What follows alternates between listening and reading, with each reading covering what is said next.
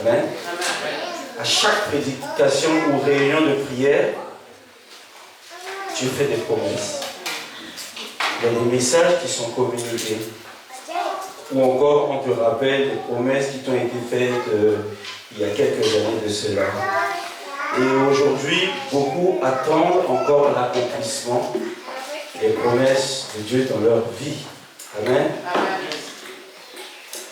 Nous devons comprendre que la volonté du Seigneur est que tous nous puissions parvenir à un épanouissement à tous égards. Ça, c'est la volonté de Dieu pour notre vie. La question, c'est de savoir, mais pourquoi tout cela tarde à venir? Alléluia. Est-ce qu'il y a des choses à faire? Ça, c'est la question. Amen.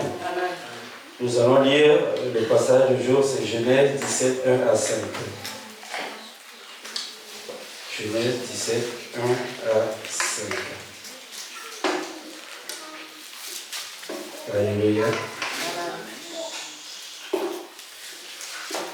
Lorsque Abraham fut âgé de 99 ans, l'Éternel apparut à Abraham et lui dit: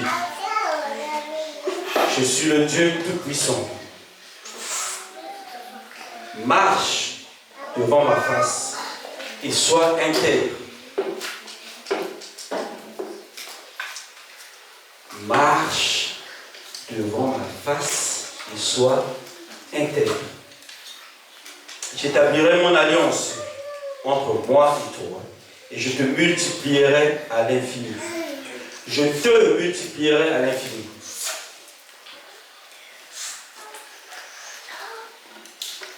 Vous êtes d'accord avec moi que le Seigneur n'a pas envie de multiplier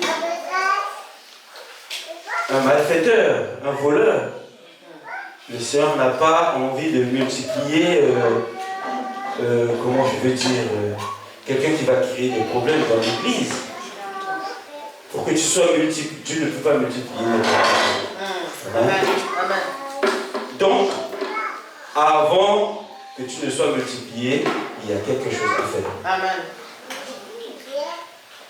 J'établirai mon alliance entre moi et toi et je te multiplierai à l'infini. Abraham tomba sur sa face et Dieu lui parla en disant: voici mon alliance que je fais avec toi. Tu deviendras père d'une multitude de nations. On ne t'appellera plus Abraham, mais ton nom sera Abraham, car je te rends père d'une multitude de nations. Amen. Avant de continuer, j'aimerais te poser une question.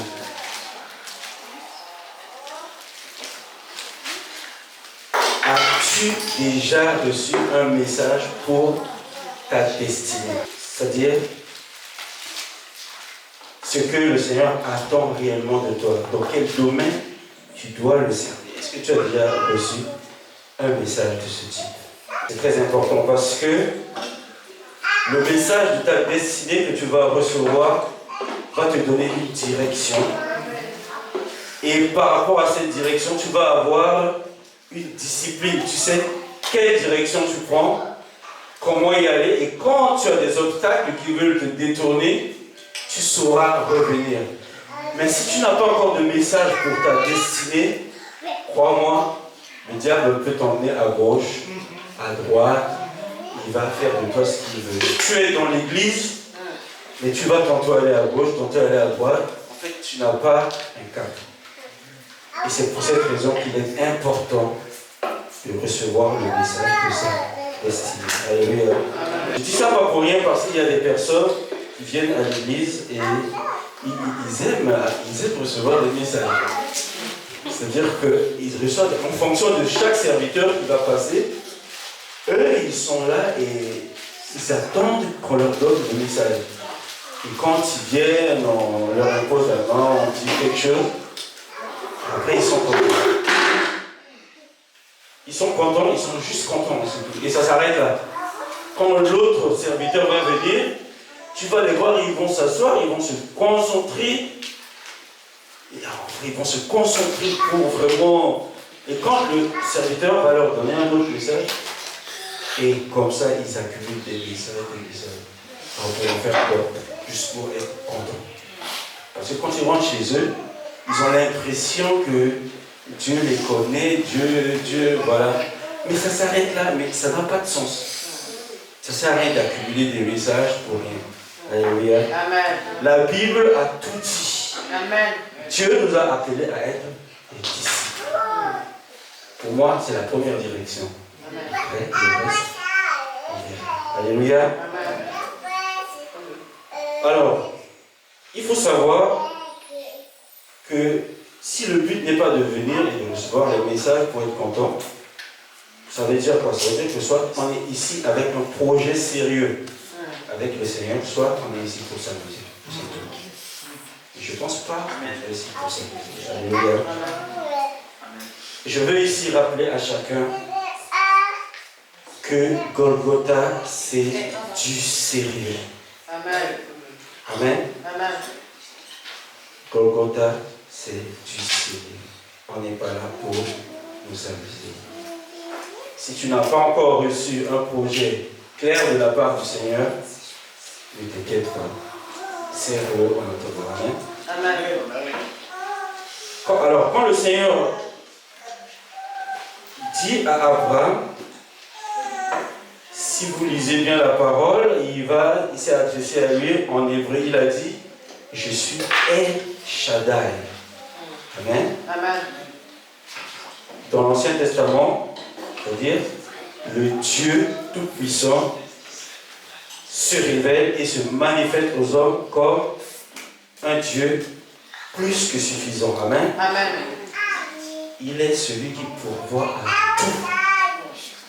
En fait, avant de parler à Abraham, il a jeté les bases pour que Abraham puisse savoir que ce n'est pas n'importe qui s'adresse à lui. Il ne s'est pas présenté comme un Dieu qui était. Il s'est présenté comme un Dieu qui est. C'est-à-dire au présent. Parce qu'il a dit, je suis.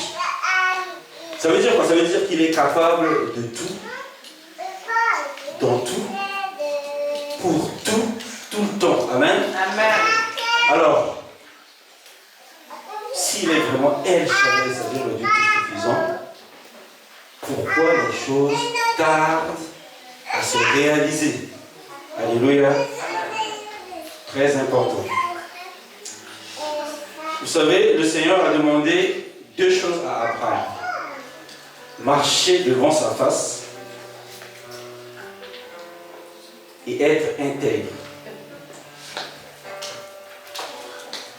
Marcher devant la face, c'est quoi? Si je te demande de marcher devant ma face, ça veut dire que quand je détourne mon regard, tu dois t'arranger à être devant ma face.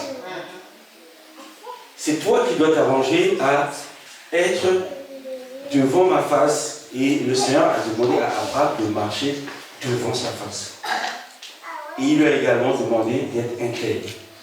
Mais pourquoi il a demandé cela à Abraham? S'il a demandé cela, c'est simplement parce que Abraham ne marche pas encore devant sa face. Alléluia. C'est parce que Abraham n'est pas encore intègre. Alléluia. Alors, comment faire pour remplir ces conditions? Parce que ça reste des conditions. Ce n'est pas des conditions en tant que telles pour échanger avec quoi que ce soit. Le Seigneur désire ardemment intervenir dans notre vie. Sauf qu'il est saint. Il ne peut pas.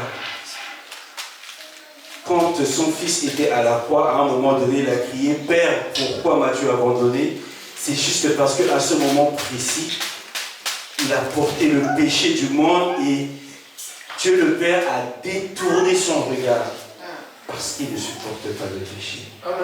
Et le Seigneur veut intervenir. Le Seigneur veut que les promesses qu'il a eu à faire dans ta vie s'accomplissent. Mais il y a des choses qui empêchent son intervention dans ta vie. Et donc, alors, qu'est-ce qu'il faut faire?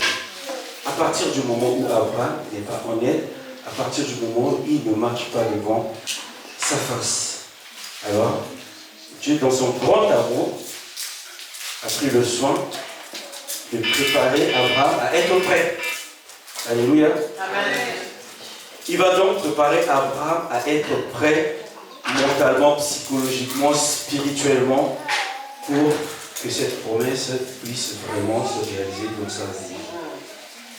Et c'est pourquoi il a parlé, quand il dit marcher devant sa face et être intègre. Nous allons essayer par la grâce de Dieu de comprendre ce que le Seigneur a révélé à travers cette parole. Ce qui se passe dans la vie d'Abraham, vous allez voir que Dieu a toujours procédé de cette manière, c'est-à-dire par son amour, il nous accompagne dans l'accomplissement de cette promesse dans nos vies. Amen. Alors, je me suis quand même... j'ai essayé de comprendre ce que c'est que être intègre. Être intègre, c'est un terme qui est employé pour qualifier quelqu'un qui est entier. Amen. Amen. Quelqu'un qui est honnête, qu'on ne corrompt pas. Quelqu'un qui est sans faille. Alléluia. Alors, quelqu'un qui écoute sa conscience et qui ne ment pas à sa conscience. C'est ça quelqu'un d'intègre. Qui n'a jamais écouté sa conscience ici.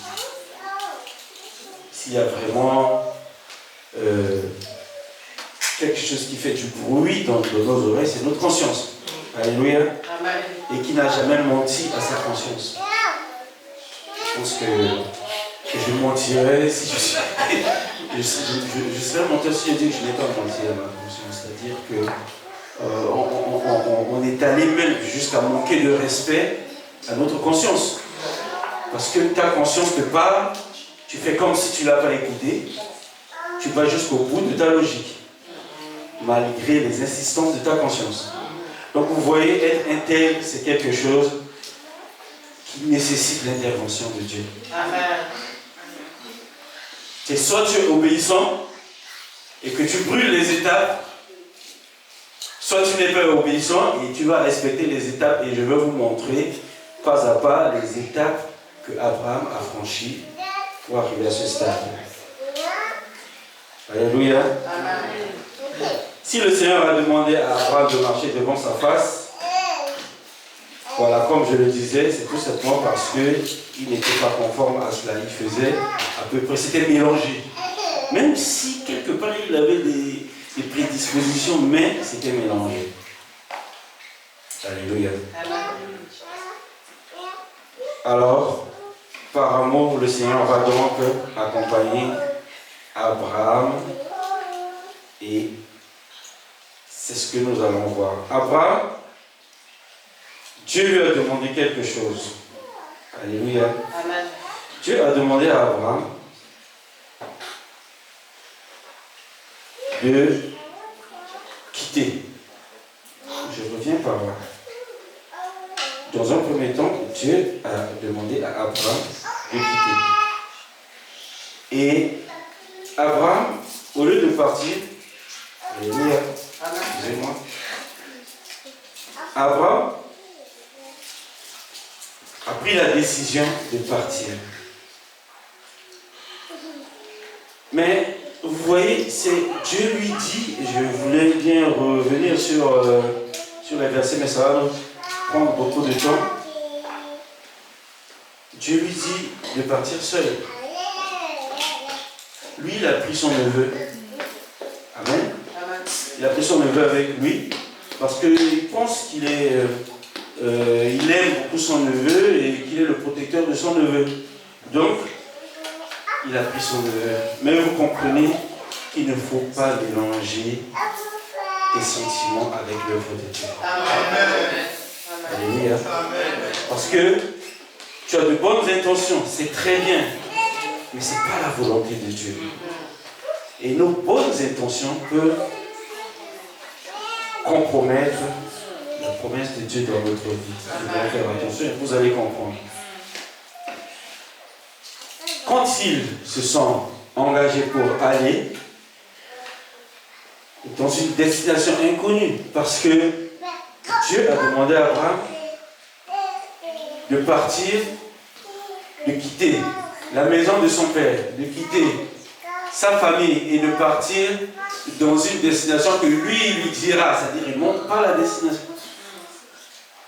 Parce que on est ensemble, si on te demande d'aller quelque part, on te donne la destination, qu'est-ce que tu vas faire? Première des choses, tu prends ton téléphone, tu vas chercher à savoir quel contact que j'ai là-bas pour arranger les choses toi-même et tout. Donc, quand tu vas partir, c'est un peu toi qui vas organiser ton déplacement. Or, Dieu ne lui a pas donné de destination. Vous voyez? Donc, Dieu voulait voir si il lui fait confiance. Et vous voyez, Abraham prend la décision de partir.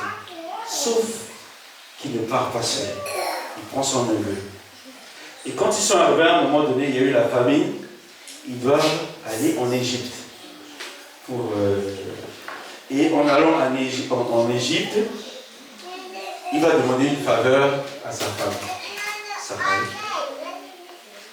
De ne pas dire quelle est sa femme, parce qu'il, tout simplement, il voulait sauver sa peau. Or, il a oublié que celui qui s'est adressé avec lui s'est présenté à lui comme étant El Shaddai. Il a oublié. Il voulait sauver sa peau, mais lui, voilà. Et effectivement, à la fin, vous allez voir que il a perdu Sarah. Il a perdu Sarah. Pourquoi? Parce que ce roi a finalement pris Sarah et il a donné des biens. C'est-à-dire que Sarah, à ce moment, lui appartenait. Alléluia. Mais vous savez, il s'est passé quelque chose. Dieu est intervenu personnellement. Vu que Abraham a échoué, il est intervenu personnellement pour régler le problème. Il a frappé justement ce roi particulier et ce roi était obligé de lui redonner Sarah et avec tous les biens et tout ce qu'il a donné à Abraham, il partait. Vous voyez? Alors pourquoi il a fait ça? Vous savez, le geste que Abraham a fait, quitter sans savoir où aller, la confiance qu'il a placée en Dieu, Dieu ne pouvait pas l'abandonner. À partir du moment où il a pris la décision de quitter, Dieu a pris la responsabilité de secourir son parcours. Alléluia. Parce que quand il a pris la décision de partir dans cette condition où il s'est jeté dans le vide à la merci de tout en comptant sur Dieu, malgré cette erreur, Dieu va sécuriser son parcours. Est-ce que dans l'église, on veille sur ça? Donc Abraham, vous allez voir la décision que Abraham va prendre juste parce qu'il considère que son neveu est son frère. Il est élevé à la hauteur de frère. Parce que nous sommes frères, il ne faudrait pas qu'il y ait de disputes entre nous. Moi, j'aimerais que l'Église écoute cette phrase et que l'Église intègre cette phrase quand il a pris Lot, il aurait pu laisser Lot. Ça allait l'épargner, ces détails de querelles et tout ça. Il a pris Lot avec lui, finalement, il y a eu des querelles. Et au bout du compte, ils se sont séparés parce que Dieu, quand il dit pars seul, tu peux faire tout ce que tu veux, tu finiras par partir seul. Au bout du compte, Abraham s'est retrouvé seul comme prévu. Alléluia. Et pourquoi? Vous allez comprendre que Abraham a fait un choix, mais un choix qui a plu à Dieu. Un, il a rejeté les querelles. Deux, c'est lui que Dieu a appelé. C'est lui qui, en principe, est appelé. Le projet, c'est lui qui en dira que c'est lui qui est le chef du projet. Et trois, c'est lui l'oncle. Mais qu'est-ce qu'il a fait? Il a dit, il a supplié son neveu de dire, écoute, pas qu'il y ait de querelle entre nous, dispute entre nous. Si tu vas à gauche, je vais à droite. Si tu vas à droite, je vais. En fait, il lui a laissé le choix. Fais ce qui t'arrange, moi je vais prendre ce que tu vas me laisser. Choix de l'humilité. Comme on dit, l'humilité précède la gloire, l'orgueil précède la chute. Il a été humble. Et c'est quelque chose qui plaît à Dieu. Et vous allez voir qu'après cette décision et le choix qu'il a laissé à l'autre par humilité, Dieu va lui éclaircir encore un peu plus la mission. Amen. Amen. Dieu va lui éclaircir le projet. Parce que quand Dieu a demandé de partir, ce n'était pas très clair. Et au fur et à mesure, vous allez voir dans quelles conditions Dieu intervient à chaque fois pour éclaircir la mission. Amen. Amen. Lui qui pensait peut-être être le protecteur, ce n'était pas le cas, il s'est trompé. Et vous allez voir, si on lit encore un peu plus tard, il y a eu des rois qui se sont associés et ils ont attaqué les rois de Sodome, de Gomorrhe et tout autre. Et dans cette situation, l'autre était pris en captivité avec ses rois. Pourquoi Dieu le bénit? Parce qu'il n'a pas dit bon débarras. Comme le Seigneur Jésus dit, aimez vos ennemis et tout. Il n'a pas dit bon débarras, il est allé à son secours. Il a risqué sa vie. Et Dieu l'a béni pour cela. Alors, Abraham, à ce moment précis, parce qu'Abraham a quand même, c'est quelqu'un qui a quand même une culture, il connaît la parole quelque part. Parce que comment il doit savoir que quand il a été béni par Dieu, il a donné les dîmes. Alléluia. Il va donner les dîmes de tout ce qu'il a à cet homme. Et Melchisédek, quand Jean Bruno va avoir le temps, si tu peux parler de Melchisédek, on va comprendre que ça reste quand même un mystère dans cet homme, reste un mystère dans la parole. Alors, vous allez voir que l'ennemi ne dort pas.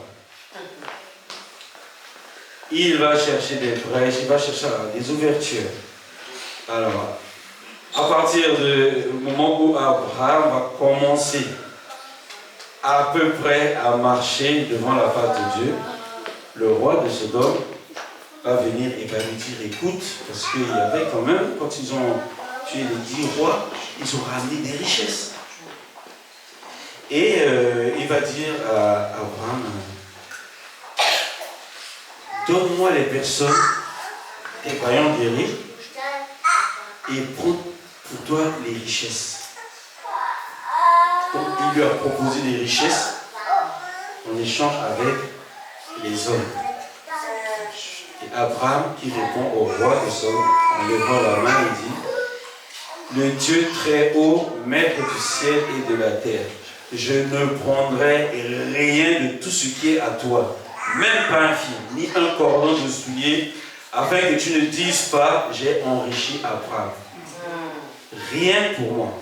Alléluia. Amen.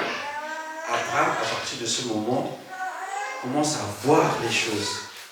Il a dit, certainement, implicitement, la gloire ou ma victoire doit être entièrement la victoire de Dieu. Il ne faut pas que ce soit mélangé avec des choses.